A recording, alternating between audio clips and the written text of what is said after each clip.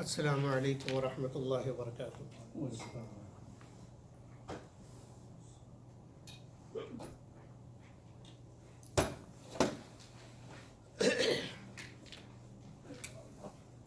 الحمد للہ نحمده ونستعینه ونستغفره ونؤمن به ونتوکل علیہ ونعوذ باللہ من شرور انفسنا ومن سیئات اعمالنا من يهده الله فلا مضل له ومن يضلل فلا هادي له واشهد ان لا اله الا الله وحده لا شريك له واشهد ان محمدا عبده ورسوله اما بعد فاعوذ بالله من الشيطان الرجيم بسم الله الرحمن الرحيم الف لام میم ذلك الكتاب لا ريب فيه هدى للمتقين الذين يؤمنون بالغيب ويقيمون الصلاة ومما رزقناهم ينفقون۔ صدق اللہ العظیم۔ درس قرآن کے سلسلے میں یہ 15واں پروگرام ہے۔ الحمدللہ اللہ رب العزت سننے اور عمل کرنے کی توفیق عطا فرمائے۔ آج کے درس میں سورہ بقرہ کی آیت نمبر 3، 4 اور 5 کی انشاءاللہ تفسیر ہوگی۔ یہ سورہ بقرہ الف لام میم ذالک الکتاب لا ریب فیہ ھدی للمتقین، کہ اللہ نے فرمایا کہ یہ وہ کتاب ہے جس میں کسی قسم کا شک و شبہ نہیں، اللہ کی طرف سے ہونے میں اس میں کوئی شک نہیں کہ اللہ کی طرف سے ہے، اور سچے ہونے میں کوئی شک نہیں، اس کے حق ہونے میں کوئی شک نہیں، کوئی تردد نہیں۔ یہ حق اور سچی کتاب ہے اور اللہ جل جلالہ عم نوالہ کی طرف سے ہے، ان چیزوں میں کوئی شک نہیں۔ اور یہ ہدایت کی کتاب ہے، جو اس کتاب سے ہدایت چاہے گا اللہ اسے ہدایت عطا فرمائیں گے، اس میں کوئی شک نہیں، کوئی تردد نہیں، کوئی شبہ نہیں۔ لا ریب فیہ کا یہ مطلب ہے۔ اور آگے ھدی للمتقین، کہ یہ کتاب ہدایت کا راستہ بتانے والی ہے، ہدایت کا سامان ہے متقین کے لیے۔ پچھلے درس میں یہ عرض کیا تھا کہ دوسرے مقام پہ اللہ نے فرمایا ھدی للناس، کہ یہ کتاب سارے انسانوں کی ہدایت کے لیے ہے، اور یہاں اللہ مخصوص کر رہے ہیں کہ متقین کے لیے ہدایت ہے، تو سارے انسانوں کے لیے ہدایت کا مطلب کیا ہے کہ سارے انسانوں کی ہدایت کے لیے اللہ نے اتارا ہے، لیکن اس سے ہدایت ملے گی ساروں کو نہیں۔ یہ فرق ہے کہ سارے انسانوں کی ہدایت کے لیے، ورنہ یہ اشکال کوئی کر سکتا ہے کہ جب یہ کتاب موجود ہے اور یہ کتاب ہے سارے انسانوں کی ہدایت کے لیے، تو دنیا میں کوئی کافر رہنا ہی نہیں چاہیے، سارے کے ساروں کو ہدایت مل جانی چاہیے، کیونکہ یہ کتاب ہدایت والی ہے۔ تو اللہ رب العزت خود بتلاتے ہیں کہ یہ ساروں کے لیے ہدایت نہیں ہے، ان انسانوں کے لیے ہے۔ پہلی بات بتائی یہدی الیہ من یشاء، اس قرآن کے ذریعے سے ہدایت اس کو ملے گی جس کو اللہ چاہیں گے، اور اللہ چاہیں گے کس کے لیے؟ وَيَهْدِي إِلَيْهِ مَن يُنِيبُ، کہ جو قرآن اللہ کی طرف رجوع کرے گا، اللہ کو تلاش کرے گا، اللہ سے ملنا چاہے گا اور ہدایت پر آنا چاہے گا، وہ اگر قرآن کو پڑھے گا تو قرآن اس کو راستہ بتا دے گا۔ تو پہلی شرط کہ انسان ایسا ہو کہ جو واقعی انسان کہلانے کا مستحق ہے، اور انسان کہلانے کا مستحق صرف وہ انسان ہے جو اپنے رب کو پہچانے اور جو اپنے رب کو تلاش کرے، اگرچہ اس کو صحیح راستہ معلوم نہیں، لیکن اس کے دل میں یہ بات ہے کہ کوئی ہے مجھے پیدا کرنے والا۔ تو کون ہے مجھے پیدا کرنے والا؟ وہ کیسا ہے؟ وہ مجھ سے چاہتا کیا ہے؟ مجھے اس نے پیدا کیوں کیا ہے؟ تو جس کے دل کے اندر یہ بات ہوگی، اور پھر اللہ نے اس کو عقل دی ہے، وہ عقل کے ذریعے سے تلاش کرنے کی کوشش کرے گا، بالآخر اللہ رب العزت اس کے قرآن کی طرف رہنمائی کریں گے اور پھر قرآن سے وہ ہدایت پر آئے گا۔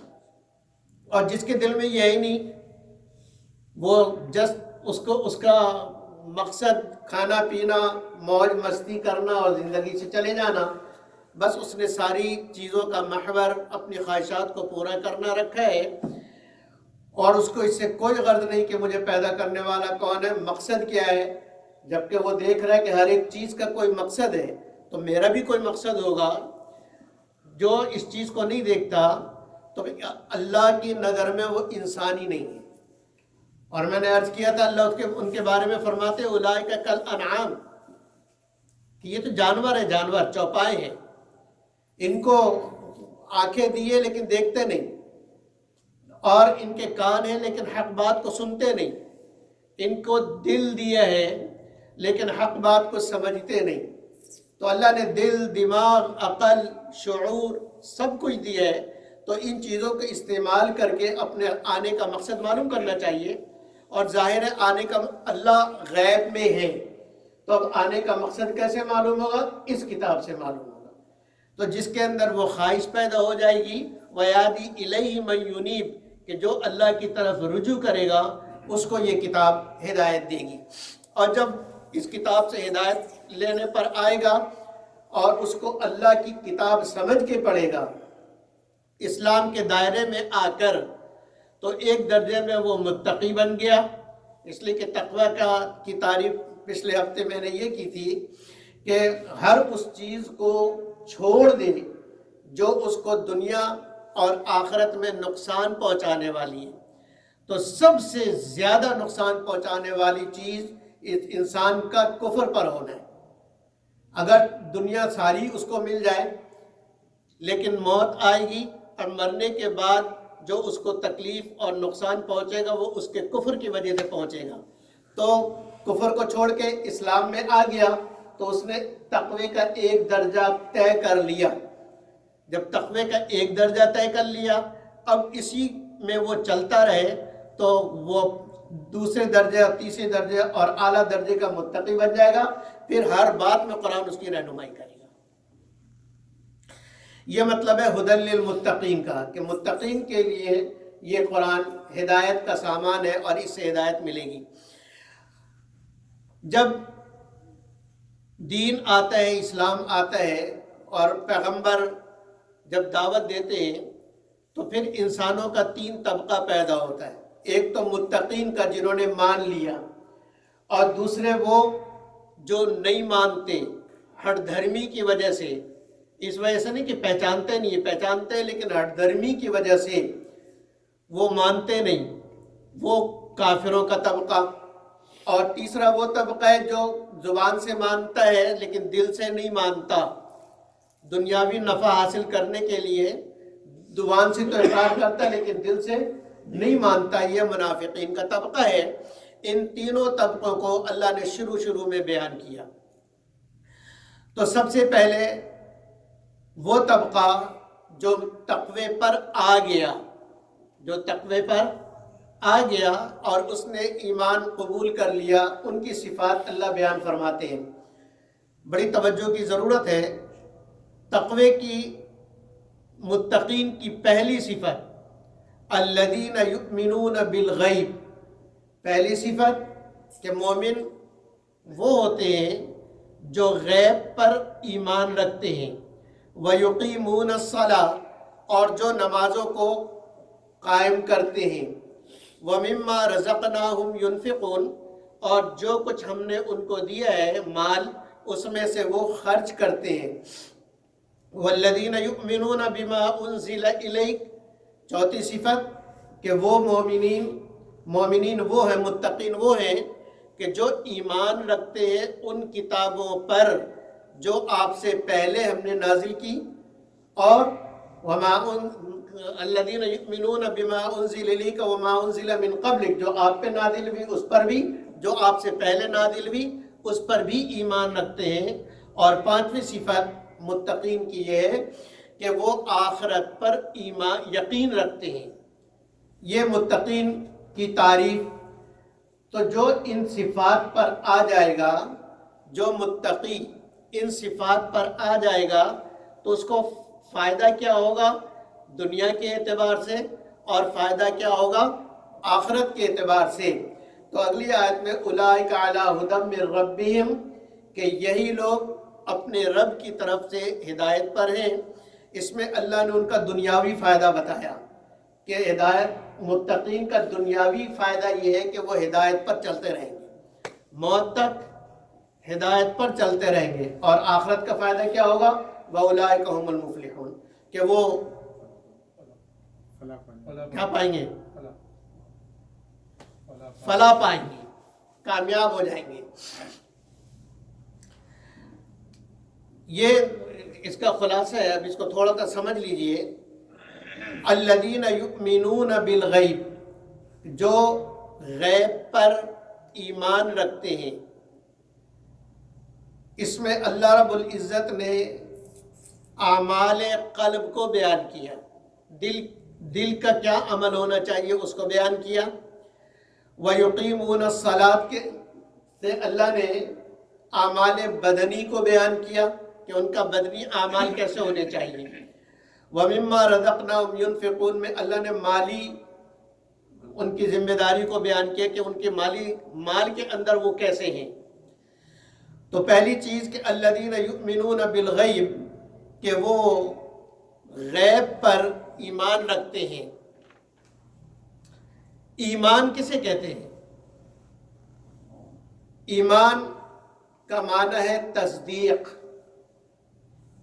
دل سے کسی چیز کی تصدیق کرنا، اس کو ایمان کہتے ہیں۔ دل سے کسی چیز کی تصدیق کرنے کو ایمان کہتے ہیں، اور تسلیم کرنے کو، تصدیق کے ساتھ تسلیم بھی ہو تو پھر یہ شرعی ایمان بنے گا۔ ٹھیک ہے، اگر کسی آدمی کی کسی بات کی تصدیق کی کہ ہاں بھائی سچ بول رہا ہے، تو یہ ایمان نہیں ہے، یہ ایمان نہیں ہے۔ ایمان تسلیم کا نام ہے کہ دل سے اس کو تسلیم کرتا ہو۔ شرعی طور پر شرعی معنی کیا ہے ایمان کا، اس کو تھوڑا سا سمجھیں توجہ سے، ورنہ سمجھ میں نہیں آئے گی بات۔ شرعی طور پہ ایمان کہتے ہیں کہ نبی اکرم صلی اللہ علیہ وسلم پر اعتماد کر کے آپ صلی اللہ علیہ وسلم کی بتائی ہوئی تمام چیزوں پر یقین کرنا ایمان کہلاتا ہے۔ ٹھیک ہے، وہ ساری باتیں جو نظر آنے والی نہیں اور جن کو آدمی اپنے حس کے ذریعے سے نہیں پہچان سکتا، ٹھیک ہے، تو نبی اکرم صلی اللہ علیہ وسلم پر اعتماد کر کے کہ آپ جو کہہ رہے ہیں سچ کہہ رہے ہیں، آپ جو کہہ رہے ہیں سچ کہہ رہے ہیں، اس تصدیق کا نام ایمان ہے۔ یہ تو مختصر تعریف ہے کہ آپ صلی اللہ علیہ وسلم جو کہہ رہے ہیں سب ٹھیک ہے، آپ نے جو بتایا، ہم نے دیکھا نہیں، جنت کو کسی نے نہیں دیکھا، جہنم کو کسی نے نہیں دیکھا، اللہ کو کسی نے نہیں دیکھا، فرشتوں کو کسی نے نہیں دیکھا، ٹھیک ہے۔ اسی طریقے سے قبر میں عذاب ہو رہا یا اس کو قبر جنت کا باغ ہے، کوئی نظر نہیں آ رہا، 10 سال بعد بھی قبر اکھیڑ کو دیکھو تو اندر کچھ نظر نہیں آئے گا۔ ان سب چیزوں کی جو خبر، جو باتیں نبی اکرم صلی اللہ علیہ وسلم نے بتلائی، ہر حرف اور ہر چیز کی تصدیق کے بالکل سچ ہے، بالکل حق ہے جو آپ نے بتایا، اس کو ایمان کہتے ہیں۔ تو اب اس میں ایک بات کہ آپ صلی اللہ علیہ وسلم پر اعتماد کر کے کہ یہ اللہ کے سچے رسول ہیں، تو اللہ کے سچے رسول جو کچھ بھی بتائیں گے وہ سب سچ ہے، اور جو اسی لیے قرآن نے کہا ما آتاکم الرسول فخذوہ، کہ تمہارا رسول جو کچھ تمہیں دے وہ لے لو، وما آتاکم الرسول فخذوہ وما نہاکم عنہ فانتہوا، جس سے روکے اس سے رک جاؤ۔ تو یہ صرف اس میں کیوں کروں، کوئی سوال نہیں، کوئی سوال مت کرو کہ کیوں کروں، بلکہ جو کرنے کو کہے وہ کرو، اور جس سے منع کرے بغیر چوں چرا کے اس سے رک جاؤ۔ تو یہ ہے اصل تصدیق دل سے۔ تو اب دیکھیے اس تعریف کے اندر تصدیق قلبی، دل سے تصدیق کرنا، حضرت صلی اللہ علیہ وسلم کی باتوں کی کہ وہ ساری باتیں سچی ہیں۔ دیکھیں ایک چیز ہے علم، کسی چیز کا معلوم ہو جانا، اور کسی چیز کا جان لینا، ٹھیک ہے؟ تو جاننے کا نام علم نہیں ہے، وہ ایمان نہیں ہے، اور صرف علم کا نام بھی ایمان، کہ معلوم ہے کہ اللہ کے رسول ہیں، معلوم ہے کہ سچے ہیں، معلوم ہے کہ سچ بول رہے ہیں، تو صرف اتنا معلوم ہونے سے آدمی مومن نہیں بنتا، یہ ایمان نہیں ہے، ٹھیک ہے؟ کیوں؟ اس لیے کہ کافروں کو سب کو معلوم تھا کہ یہ واقعی اللہ کے رسول ہیں۔ قریش میں ایک بھی ایسا نہیں تھا جو یہ اس کا خیال ہو کہ نہیں یہ جھوٹ، مطلب نبی نہیں ہے، زبان سے تو کہہ رہا کہ جھوٹے ہیں، لیکن دل سے پھر بھی وہ کہتا تھا کہ نہیں جھوٹے نہیں ہیں، محمد جو کہہ رہے سچ کہہ رہے ہیں، ٹھیک ہے؟ تو یہ معلوم تھا، یہ معلوم کے درجے میں تھا۔ اسی کو اللہ نے کہا یعرفونہ کما یعرفون ابناءہم، کہ یہ مشرکین یہ تو محمد صلی اللہ علیہ وسلم کو اس طریقے سے پہچانتے ہیں جیسے آدمی اپنے بچے کو پہچانتا ہے۔ اپنا بیٹا اگر 1,00,000 بچوں کے اندر مکس ہو تو آدمی 1,00,000 میں سے اپنے بچوں کو پہچان لے گا۔ تو ایسے ہی یہ مشرکین انبیاء علیہ محمد صلی اللہ علیہ وسلم کو اس طریقے سے پہچانتے ہیں کہ یہ پکے اور سچے رسول ہیں، لیکن مانتے نہیں، دل سے تسلیم نہیں کرتے اپنے ہٹ دھرمی کی وجہ سے۔ تو جب دل سے تسلیم نہیں کرتے تو وہ ایمان والے نہیں ہیں، قرآن ان کو ایمان والا نہیں کہتے، حالانکہ ان کو معلوم تو تھا۔ اسی طریقے سے وہ پہچانتے تھے کہ حضرت صلی اللہ علیہ وسلم واقعی اللہ کے رسول ہیں، یہود تو کہتے تھے، لیکن چونکہ دل سے تسلیم نہیں کیا اس لیے ان کا ایمان معتبر نہیں۔ تو اس تقریر سے کیا بات معلوم ہوئی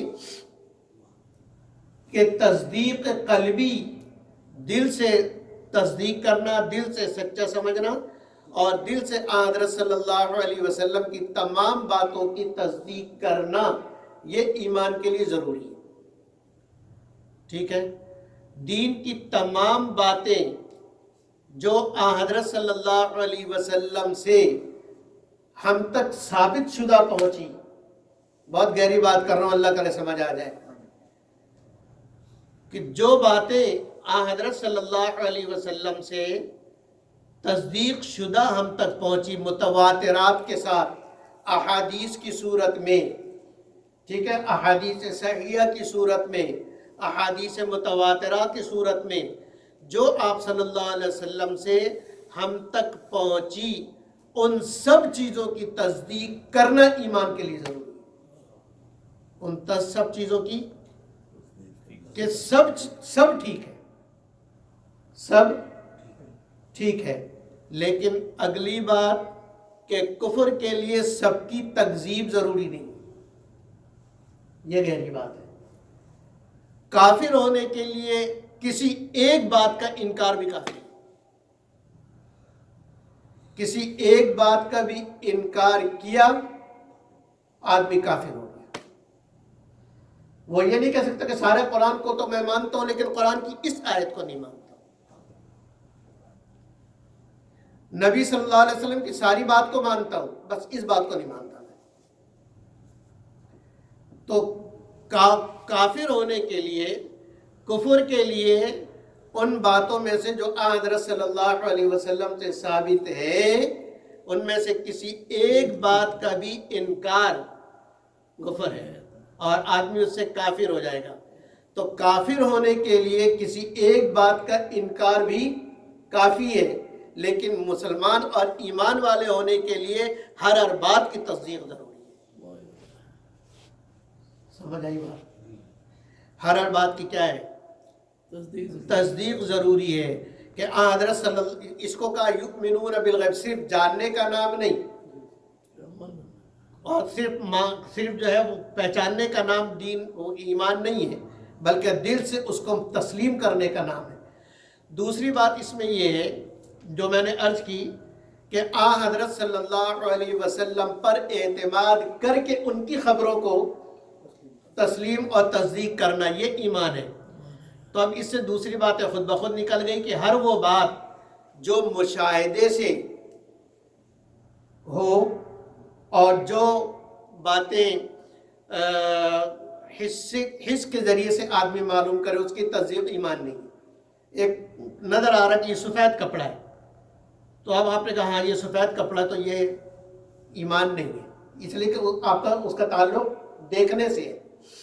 اسی طریقے سے آپ نے کوئی بات سنی، کوئی آواز سنی، آپ نے کہا یہ فلاں کی آواز ہے، دوسرے نے کہا صحیح کہہ رہے ہو، تو یہ آپ کا کان استعمال ہوا ہے، نبی کی بات اس میں کوئی نہیں۔ تو حواس خمسہ، آنکھ، ناک، کان، دل، دماغ، عقل، ان سب چیزوں کو استعمال سے جو چیز معلوم ہو اور پھر آدمی اس کی تصدیق کرے، وہ ایمان نہیں ہے۔ اس لیے کہ وہ تو بھروسہ اور اعتماد اپنی عقل پہ ہو گیا نا۔ سفید کپڑے کی تصدیق کی کہ یہ سفید ہے، تو آپ نے نبی پہ اعتماد والی کی اس میں تو کوئی بات نہیں، آپ نے اپنے آنکھ پہ اعتماد کی ہے۔ اسی طریقے سے ہاتھ لگا کہ یہ چیز سخت ہے یا کہ نرم ہے، تو آپ نے اپنے ہاتھ کے لفظ پر اعتماد کیا، نبی پہ اعتماد نہیں کیا۔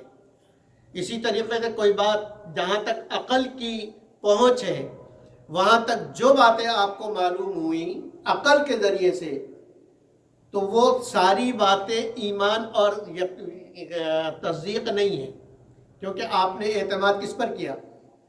اپنی عقل پہ کیا۔ تو جو عقل پر اعتماد کر کے کیا ہے وہ ایمان نہیں ہے۔ اس لیے جو عقل سے تجربات کر کے جو عمل کیا، اس کا ثواب بھی کوئی نہیں۔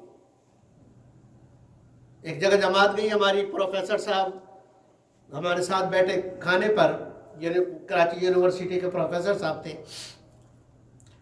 تو کھانے کے آداب میں یہ ہے کہ جو انگلیوں پہ لگ جائے اس کو چاٹا جائے، یہ سنت ہے ہمارے نبی اکرم صلی اللہ علیہ وسلم کی کہ آپ انگلیوں پہ لگے ہوئے کھانے کو چاٹا کرتے تھے۔ تو سب ساتھیوں کو انہوں نے دیکھا کہ سب انگلیاں چاٹ رہے ہیں، ان کو بڑا برا لگا، کانٹے چمچ سے کھانے والے تھے، ان کو بڑا برا لگا کہ یہ تم لوگ کیا کر رہے ہو، گندگی کر رہے ہو۔ تو ساتھیوں نے کہا کہ نہیں، یہ کھانے کے آداب ہیں اور ہمارے نبی صلی اللہ علیہ وسلم کی سنت ہے، ہم تو اس لیے کر رہے کہ ہمارے نبی نے کیا، کھانے کے بعد انگلیاں ہمارے نبی نے چاٹی ہیں، اس لیے ہم چاٹ رہے ہیں۔ ناراض ہو کے اٹھ کے چلے گئے کہ گندے لوگ۔ 2-4 دن بعد پھر وہ جماعت کے ساتھ آئے، دستخوان پہ بیٹھے، تو اب وہ بار بار انگلیاں چاٹ رہے ہیں۔ ہاں، تو ان سے کہا امیر صاحب نے کہ پروفیسر صاحب، ڈاکٹر صاحب کیا ہو گیا؟ پہلے تو آپ کو بڑی گھن آتی تھی کہ یہ کیا کر رہے ہو تم لوگ۔ کہنے لگے کہ میں نے ٹیسٹ کیا، تجربہ کیا، اور میں نے اس کے اوپر تحقیق کی لیبارٹری کے اندر، تو مجھے یہ معلوم ہوا کہ جب آدمی بار بار لقمے منہ میں ڈالتا ہے تو ان لقموں کے منہ میں جانے کی وجہ سے اس کے انگلیوں کے اوپر ایک خاص قسم کا لعاب لگتا ہے، ایک خاص قسم کا لعاب لگتا ہے، تھوک لگتا ہے منہ کا۔ میں نے اس کو ٹیسٹ کیا تو مجھے یہ نتیجہ ملا کہ دنیا میں اس سے اچھی اور اس سے زیادہ ڈائجسٹ کے لیے کوئی دوا ہے ہی نہیں۔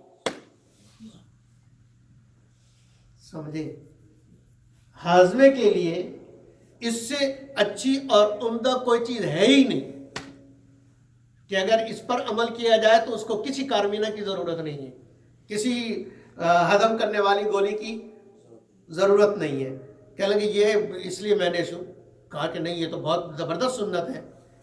تو ساتھیوں نے کہا کہ حضرت یہ بات پہلے کر لیتے، اب تو ساری زندگی بھی کرتے رہو تو اللہ ہی دے تو دے، ورنہ اصول یہی ہے اللہ کا اور شریعت کا اصول اور قانون یہی ہے کہ جو آپ نے تجربے کے بعد کیا وہ آپ نے اپنے تجربے کی بنیاد پر کیا ہے، آپ نے سنت کی بنیاد پر نہیں کی ہے۔ تو جو تجربے کی بنیاد پر کیا اس کا اللہ دے تو اللہ کی مرضی، لیکن قانونی طور پہ کچھ نہیں ہے۔ تو اس لیے میں نے کہا کہ صرف جاننے اور پہچاننے کا نام ایمان نہیں، بلکہ دل سے تصدیق کرنے کا نام ایمان ہے۔ دوسری بات غیب، یؤمنون بالغیب، کہ وہ غیب پر ایمان رکھتے ہیں۔ غیب کا کیا مطلب ہے؟ غیب ہر اس چیز کو کہتے ہیں جو آدمی اپنے حواس اور اپنے عقل کے ذریعے سے اس تک نہ پہنچ سکے، اس کو غیب کہتے ہیں۔ سمجھ آ رہی ہے؟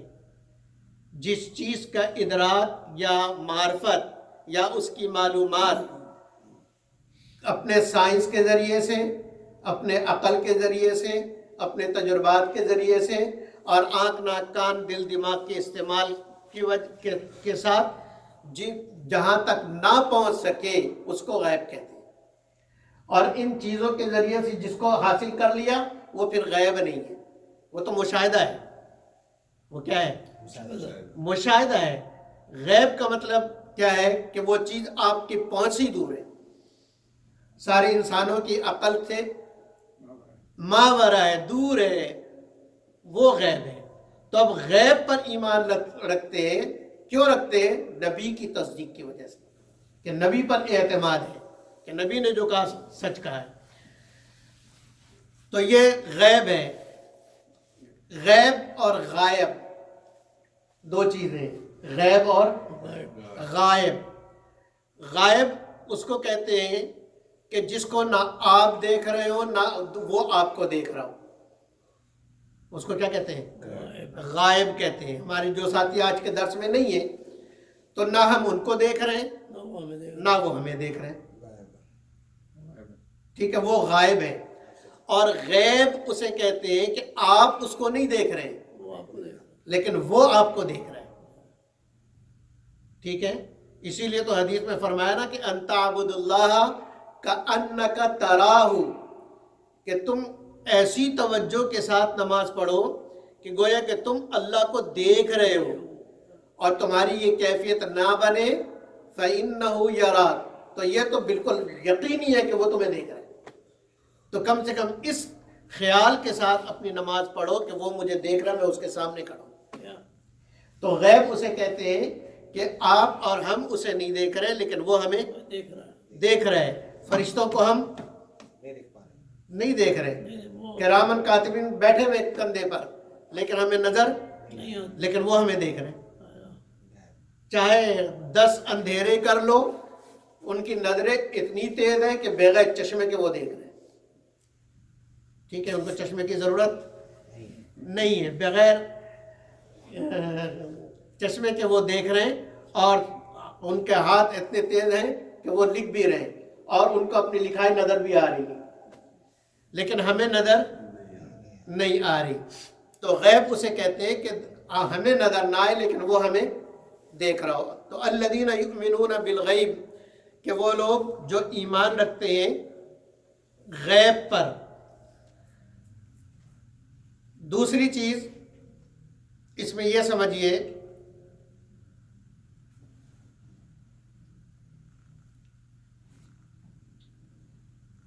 کہ ایمان تصدیق کا نام ہے، لیکن دل کسی کو معلوم نہیں۔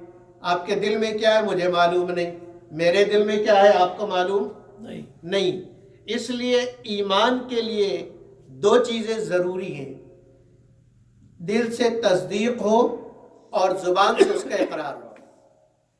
اس لیے کہ اگر دل میں تصدیق ہے لیکن زبان سے اقرار نہیں ہے تو اسلامی قانون آپ پہ نافذ نہیں ہوگا۔ اگر دل میں تصدیق ہے، مثال کے طور پہ دل میں تصدیق ہے مسلمان لڑکی سے شادی کرنا چاہتے ہیں، فتویٰ آئے گا کہ جائز نہیں ہے، کیا فتویٰ آئے گا؟ جائز نہیں ہے، لیکن زبان سے آپ کلمہ پڑھیں گے فتویٰ کیا آئے گا؟ جائز ہے۔ حالانکہ دل میں آپ کی تصدیق تھی لیکن زبان سے اقرار نہیں کیا تھا، اس لیے اسلامی احکام آپ پر نافذ نہیں ہوں گے۔ اس کے مقابل زبان سے اقرار ہے لیکن دل میں نہیں ہے، تو یہ کفر سے بھی زیادہ خطرناک ہے، جس کو قرآن منافقت کہتے ہیں۔ منافق ہے یہ کہ زبان سے تو اقرار کر رہا ہے لیکن دل میں نہیں ہے، دل میں کفر ہے، دل میں اس کے خلاف ہے۔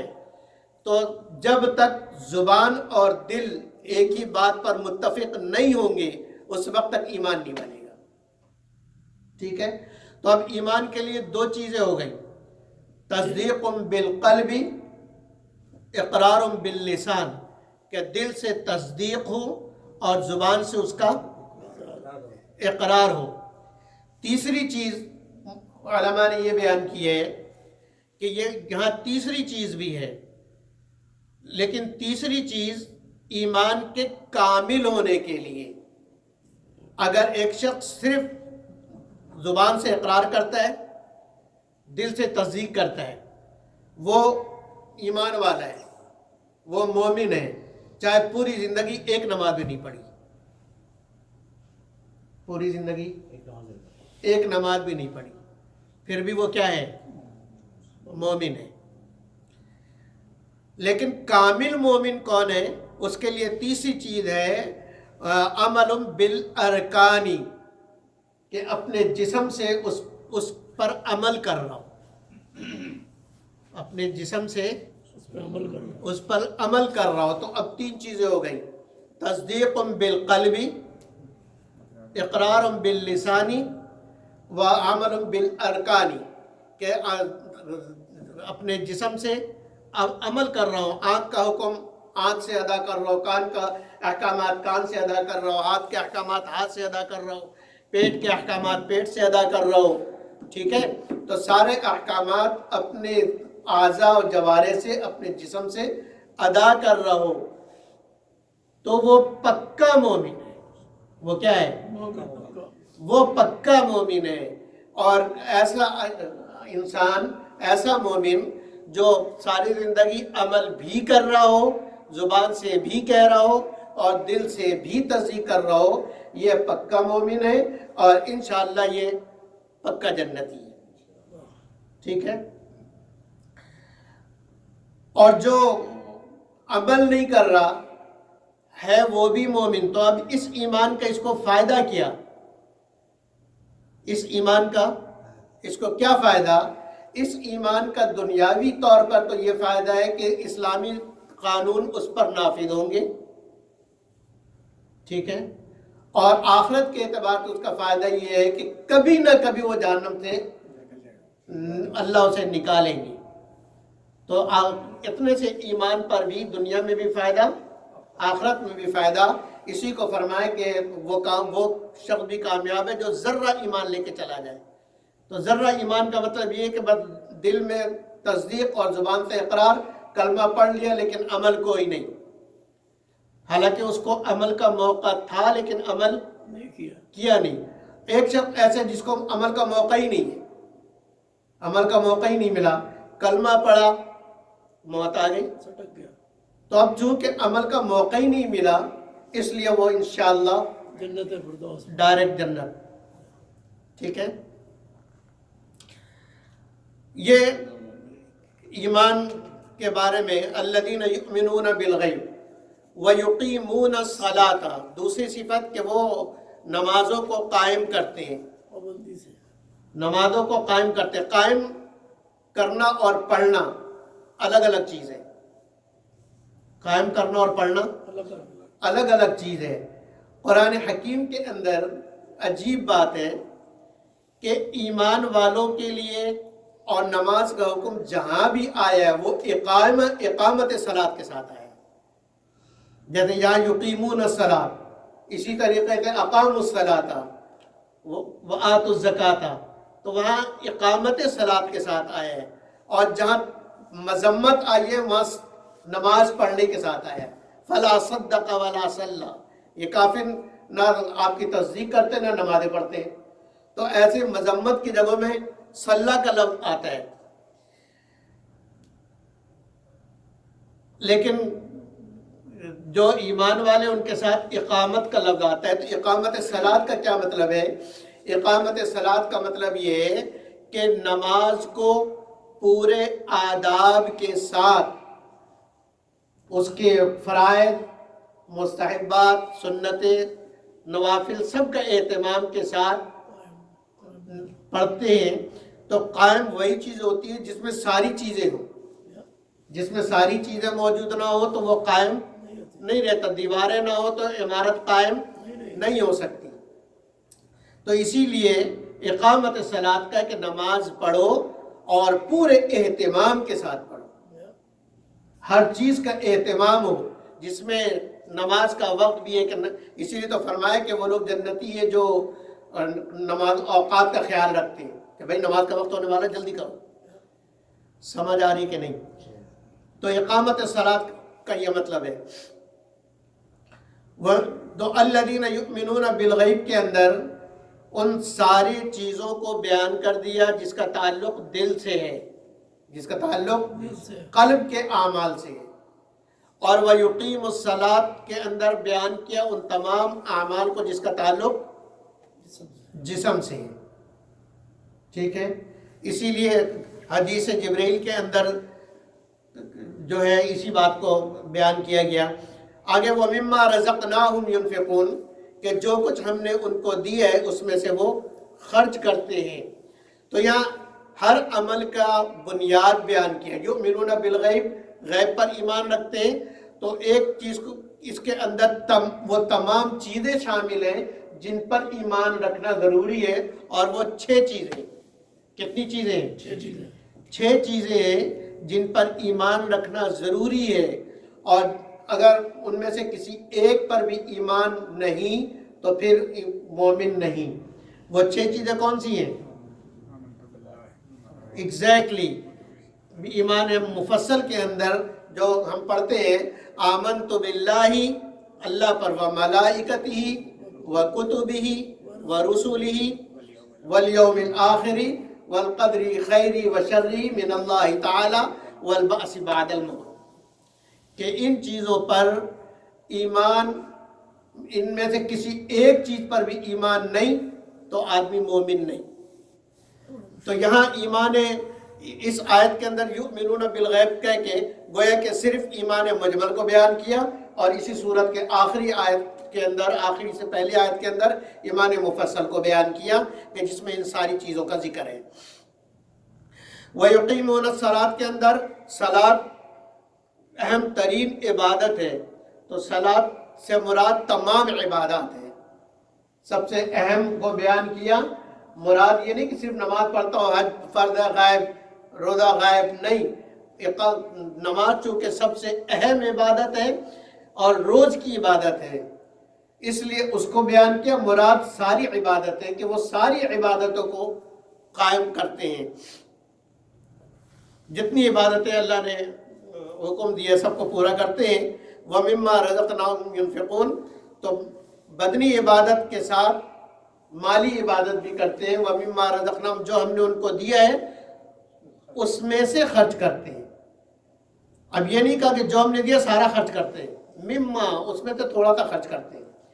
تو یہ جو خرچ بتایا مما رزقناہم ينفقون، اس میں مالی عبادات بیان کی کہ یعنی متقین وہ ہیں جو دل کے حکم بھی پورا کرتے ہیں، جوارے کا حکم بھی، اپنے بدن کا حکم بھی پورا کرتے ہیں، اور مال کا حکم جو احکامات جو ہے اس کو بھی پورا کرتے ہیں۔ اور ينفقون سے یہاں مراد عام ہے، فرائض ہو جیسے زکوٰۃ ہے، واجبہ ہو، انفاق واجبہ جیسے قضا روزے کا ہو گیا یا نظر مانی تھی اس کا، تو اس میں خرچ کرتے ہیں۔ اسی طریقے سے انفاق نافلہ یعنی نفلی طور پر کسی کی مدد کی، کسی کو دے دیا، کسی کی ضرورت پوری کی، تو یہ سارے قسم کے انفاق اس کے اندر شامل ہیں کہ جو کچھ ہم نے دیا ہے فرائض ہے۔ اچھا یہاں مراد فرض کے علاوہ میں خرچ کرنا ہے، زکوٰۃ کے علاوہ میں خرچ کرنا ہے، کیونکہ زکوٰۃ کے لیے یؤتوا الزکوٰۃ کا لفظ آتا ہے کہ وہ زکوٰۃ ادا کرتے ہیں۔ یہاں اس لیے علماء نے فرمایا عام ہے کہ وہ زکوٰۃ میں بھی ادا کرتا ہے، واجبات میں بھی ادا کرتا ہے، نفلی بھی ادا کرتا ہے۔ ان لوگوں پر بھی خرچ کرتا ہے جن کا نفقہ اس پر واجب ہے، جیسے بیوی کا نفقہ اور بچوں کا نفقہ، ماں باپ بوڑھے ہو جائیں تو ان کا نفقہ، یہ واجب ہے، یہ ضروری ہے، تو وہ بھی اس میں شامل ہے۔ اور جن کا واجب نہیں ہے لیکن ضرورت مند ہے ان پر خرچ کرنا وہ بھی اس میں شامل ہے۔ اور بعض علماء نے، بعض مفسرین نے عجیب بات لکھی ہے، کہا وَمِمَّا رَزَقْنَاهُمْ، اس میں صرف مال کا ذکر نہیں ہے بلکہ یہ فرمایا کہ جو کچھ ہم نے ان کو دیا ہے، جو کچھ ہم نے ان کو دیا ہے اس میں سے وہ خرچ کرتے ہیں۔ تو فرمایا کہ جس طریقے سے مال اللہ کی نعمت ہے، اللہ نے دی ہے، ایسی صحت اللہ کی نعمت ہے، اللہ نے دی ہے، ذہن اللہ کی نعمت ہے، اللہ نے دی ہے، علم اللہ کی نعمت ہے، اللہ نے دی ہے۔ تو اب اس کا مطلب یہ ہوگا کہ جتنی نعمتیں اللہ نے دی ہیں ان سب نعمتوں میں سے خرچ کرتا ہے۔ کسی کو مال کی ضرورت تو مال اپنا خرچ کیا، کسی کو آپ کے ہاتھوں کی مدد کی ضرورت تو اپنے ہاتھ سے مدد کی، کسی کو علم سکھانے اور علم پڑھانے کی ضرورت تو آپ کے پاس علم ہے، اللہ نے دیا ہے، آپ نے اس کو خرچ کیا۔ اسی طریقے سے کسی نے، آپ عقل مند ہے، سمجھدار ہے، کسی کو آپ کے فیلڈ میں مشورے کی ضرورت ہوئی، آپ نے اس کو صحیح مشورہ دیا تو یہ بھی اسی ثواب میں شامل ہے۔ تو یہ عام ہے کہ جو نعمتیں آپ کے پاس ہیں ان نعمتوں میں سے خرچ کرتے ہیں، تو یہ ہے ایمان والے۔ آگے والذین یؤمنون بما انزل الیک، کہ وہ کتاب جو آپ پر نازل ہوئی اس پر ایمان رکھتے ہیں، اور جو کتاب آپ سے پہلے نازل ہوئی اس پر بھی کیا رکھتے ہیں؟ ایمان رکھتے ہیں۔ اس کے اندر سمجھنے والی بات یہ ہے کہ اللہ نے فرمایا والذین یؤمنون بما انزل الیک، جو آپ پر نازل ہوئی، وما انزل من قبلک، اور جو آپ سے پہلے نازل ہو چکی کتابیں ان پر ایمان رکھتے ہیں۔ تو مسلمان ہونے والے، ایمان لانے والے دو قسم کے لوگ تھے۔ کتنے قسم کے لوگ تھے؟ دو قسم کے لوگ تھے۔ ایک تو وہ لوگ تھے جو پہلے مشرک تھے، کسی دین پر نہیں تھے، وہ ایمان لے آئے، تو ان کا ذکر والذین یؤمنون بما انزل الیک میں فرمایا۔ اور بعض وہ لوگ تھے جو پہلے یہودی تھے یا نصرانی تھے اور اپنی کتاب پر، تورات اور انجیل پر ان کا کیا تھا؟ یقین تھا، اور جیسے ان کو وہ کتاب ملی تھی وہ اس کے مطابق عمل کر رہے تھے۔ تو وما انزل من قبلک میں ان کی طرف اشارہ ہے، اس لیے فرمایا کہ ان لوگوں کے لیے دوہرا اجر ہے۔ ان کے لیے کیسا اجر ہے؟ ڈبل اجر ہے۔ کیوں اجر ہے؟ کہ وہ پہلی کتاب پر بھی عمل کر رہے تھے اور اس کتاب پر بھی عمل کر رہے ہیں، اس لیے ان کے لیے ڈبل اجر ہے۔ ہمارے لیے جو یؤمنون بما انزل الیک والے ہیں، ان کے وما انزل من قبلک کا کیا مطلب ہے؟ کہ ہم اجمالی طور پر ان کتابوں پر ایمان لانے کے مکلف ہیں۔ اجمالی طور پر بولو نا، ان کتابوں پر ایمان لانے کے کیا ہیں؟ مکلف ہیں۔ مطلب یہ ہے کہ نبی اکرم صلی اللہ علیہ وسلم نے ارشاد فرمایا کہ تم یوں کہو کہ جو اللہ نے نازل کیا تھا، جو تورات اللہ نے نازل کی تھی، ہمیں اس تورات پر یقین ہے۔ جو اللہ نے انجیل نازل کی تھی اس پر ہمیں یقین ہے، اس پر ہم ایمان لاتے ہیں کہ وہ اللہ کی ہے۔ ٹھیک ہے؟ باقی جو تم پیش کر رہے ہو کہ یہ انجیل ہے، اس پر عمل کرو، تو اس کے بارے میں فرمایا لا نصدق ولا نکذب، کہ اس موجودہ کتاب کی نہ ہم تصدیق کریں گے اور نہ تکذیب کریں گے، نہ مانیں گے اور نہ انکار کریں گے۔ کیوں؟ اس لیے کہ اگر انکار کیا تو ہو سکتا ہے کہ اس کے اندر کچھ وہ باتیں بھی ہو جو اللہ نے نازل کی تھی، ٹھیک ہے، تو اس کا انکار لازم آئے گا، اس لیے ہم انکار بھی نہیں کریں گے اور اقرار بھی نہیں کریں گے اس لیے کہ اقرار کرنے کا مطلب تو یہ کہ جو ان لوگوں نے تحریف کی ہم اس کی بھی تصدیق کر رہے ہیں کہ یہ بھی اللہ کی طرف سے ہے. تو اس لیے بیچ کی صورت بتائے کہ لا نصدق ولا نکذب، ہم اپنی کتاب پر عمل کریں گے لیکن ان کتابوں کی تصدیق کریں گے کہ ہاں وہ کتابیں بھی ٹھیک تھیں. ایک بات. دوسری بات، اس آیت سے ختم نبوت کا مسئلہ بیان کی ہے. قرآن حکیم کے اندر جتنی بھی آیتیں وما انزل من قبلک، وما انزل من قبلک، کہ آپ سے پہلے جو نازل ہوئی، آپ سے پہلے، تو وہاں ہر جگہ پہ قبلک قبلک، ٹھیک ہے، آپ سے پہلے یا قرآن سے پہلے، تو وہاں کہیں پہ بھی تقریباً جو 50 آیتوں میں اس کا ذکر ہے. کتنی آیتوں میں؟ 50 آیتوں میں قرآن کی اس کا ذکر ہے، جس کا مفہوم وہی ما انزل من قبلک ہے کہ جو کتاب آپ سے پہلے، من قبلک الرسل، آپ سے پہلے رسول، آپ سے پہلے کتاب، آپ سے پہلے آیتیں. تو قرآن حکیم نے ہر جگہ من قبلک ہے، کسی جگہ پر بھی اشارتاً بھی من بعدک کا ذکر نہیں. ٹھیک ہے.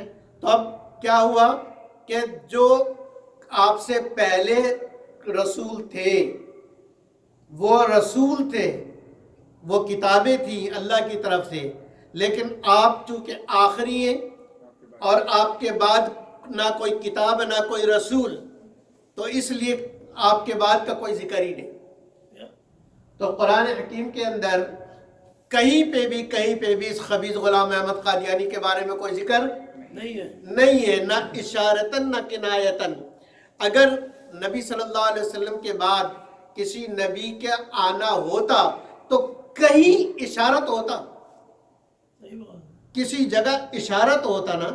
جبکہ قانون اور اصول یہ ہے اور کہ جتنے رسول آئے ہیں ہر رسول نے اپنے اوپر والے اپنے سے پہلے رسول کی تصدیق کی ہے کہ وہ سچے تھے، اور اپنے بعد آنے والے کی خوشخبری سنائی ہے کہ میرے بعد ایک اور رسول آ رہا ہے.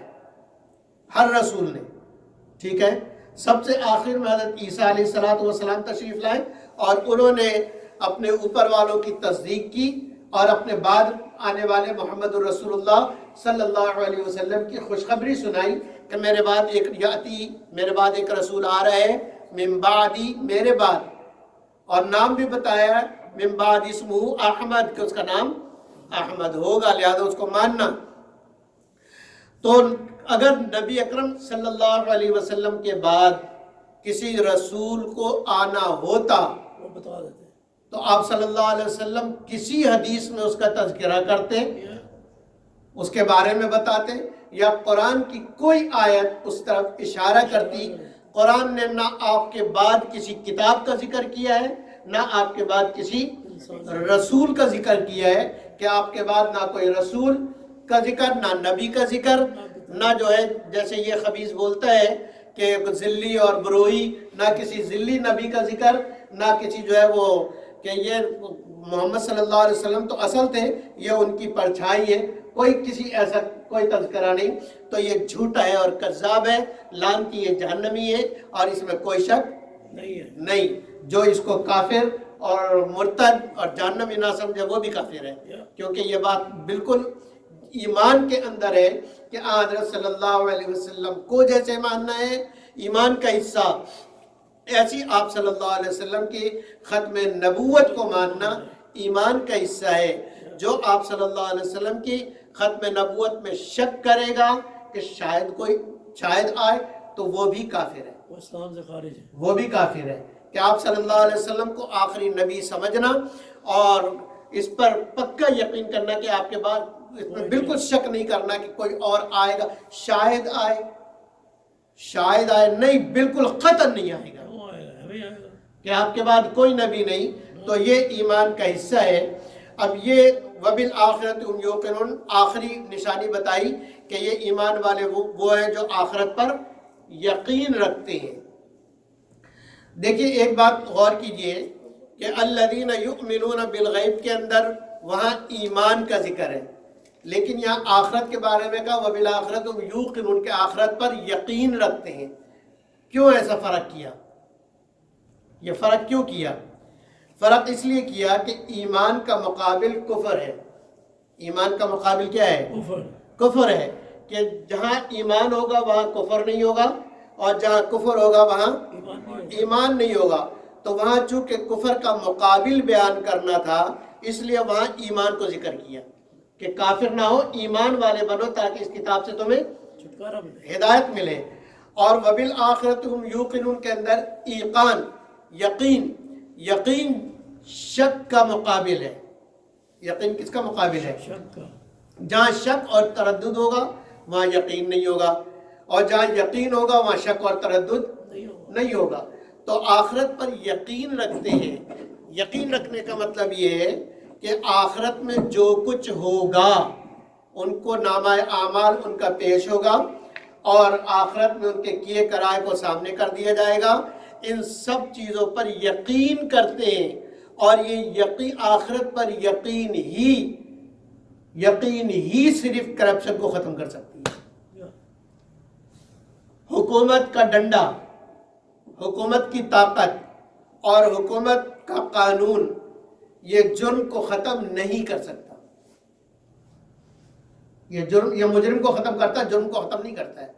مجرم کو پکڑ کے جیل میں ڈال دیتا ہے، لیکن جرم کو نہیں پکڑ سکتا، اس لیے کہ حکومت کے قانون سے تو وہ ڈرے نا جس کو یہ معلوم ہو کہ بھائی اگر میں یہ کروں گا تو مجھے گورنمنٹ پکڑ لے گی۔ اور ٹریفک کے قانون کی خلاف ورزی کیوں نہیں کرتے ہیں کہ ٹکٹ مل جائے گا، وہاں پکڑے جانے کا خطرہ ہے۔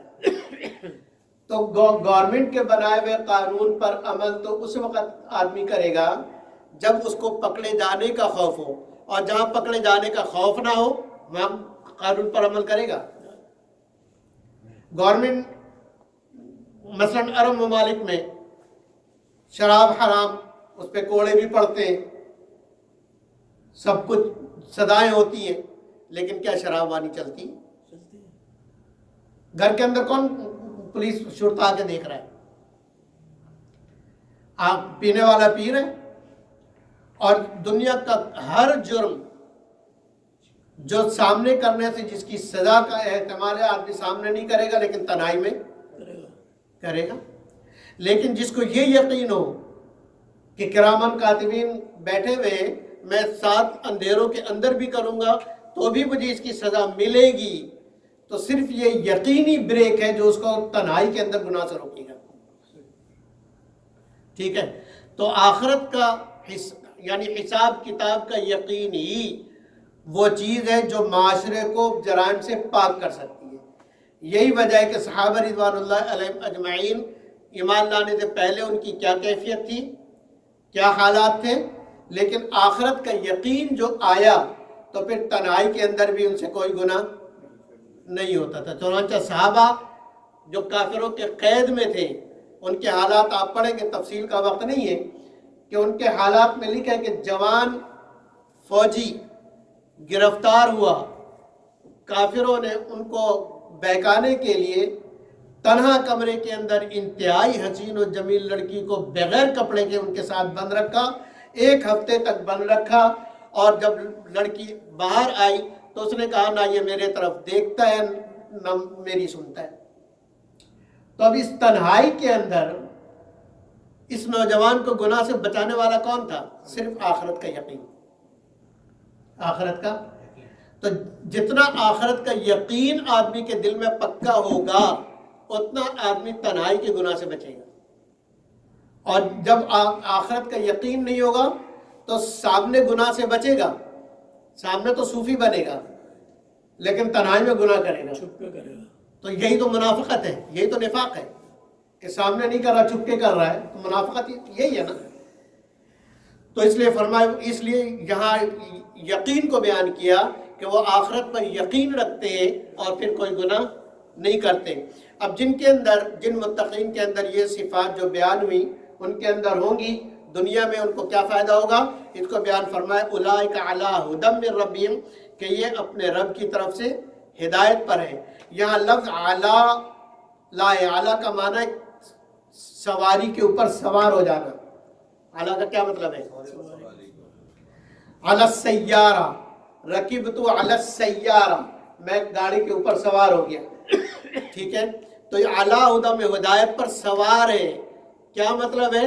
کہ ہدایت کی کوئی بات کبھی بھی نہیں چھوڑتی. ہدایت میں یہ اتنے پکے ہیں، ہدایت میں اتنے پکے ہیں کہ کسی بھی معاملے میں گمراہی کو اختیار نہیں کرتے، بلکہ وہ ہدایت پر ہی چلتے رہتے ہیں. یہ مطلب اعلیٰ ہدیٰ من ربہم کہ جس کے اندر یہ صفات ہوں گی رب کی طرف سے وہ ہمیشہ ہدایت پر رہے گا. یہ صفات اپنے اندر پیدا کر لو، ہدایت پکی. ٹھیک ہے، ایمان والی، اعمال والی، ایمان والی، اعمال والی، اور اللہ کے راستے میں مال خرچ کرنے والی. ایمان اور اعمال کا تعلق عمل سے ہے، حسن عمل سے، اور انفاق کا تعلق حسن اخلاق سے ہے. کس سے؟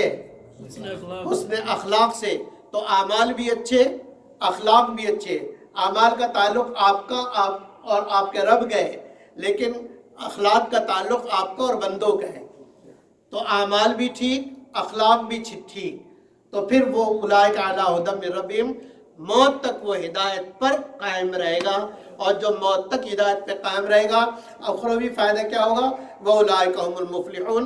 اخروی فائدہ یہ ہوگا کہ وہ یہی لوگ کامیاب، اولئک یہ لوگ، ہم المفلحون کہ یہی لوگ کامیاب ہیں. یہ حصر ہے. حصر کا مطلب یہ ہے کہ ان کے علاوہ کوئی اور کامیاب نہیں ہے.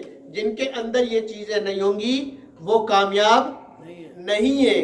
جن کے اندر یہ ساری چیزیں ہوں گی وہ پورے کے پورے کامیاب. اور ان چیزوں میں جتنی کمی ہوگی کامیابی میں وہ اتنی پیچھے، کامیابی میں وہ اتنی پیچھے. اللہ تعالیٰ میرے اندر اور آپ کے اندر اور ساری امت کے اندر ان ساری صفات کو زندہ فرمائے اور عمل کی توفیق عطا فرمائے. دنیا اور آخرت میں ہمیں اس سے نفع عطا فرمائے. وآخر دعوانا ان الحمدللہ رب العالمین. سبحانک اللہم و بحمدک ونشہد ان لا الہ الا انت نستغفرک ونتوب الیک.